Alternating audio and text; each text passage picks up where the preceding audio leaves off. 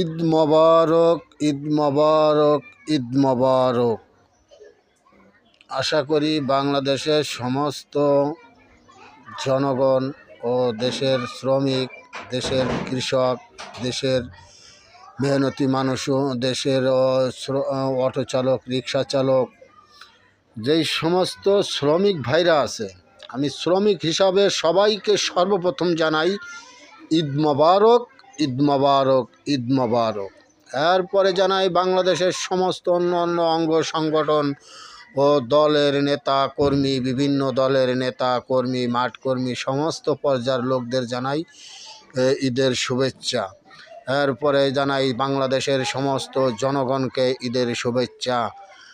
আশা করি আপনারা সবাই ঈদ উদযাপন করেছেন ভালোভাবে। আমি সবার জন্য শুভকামনা রাখি এবং বাংলাদেশের প্রধানমন্ত্রীকেও জানাই ঈদের শুভেচ্ছা ও ঈদের আনন্দ উৎসবের বার্তা। তাই আমি বলছি, আমার ভিডিওটি ভালো লাগলে সবাই সাবস্ক্রাইব ও শেয়ার করিবেন ও ফলো দিবেন।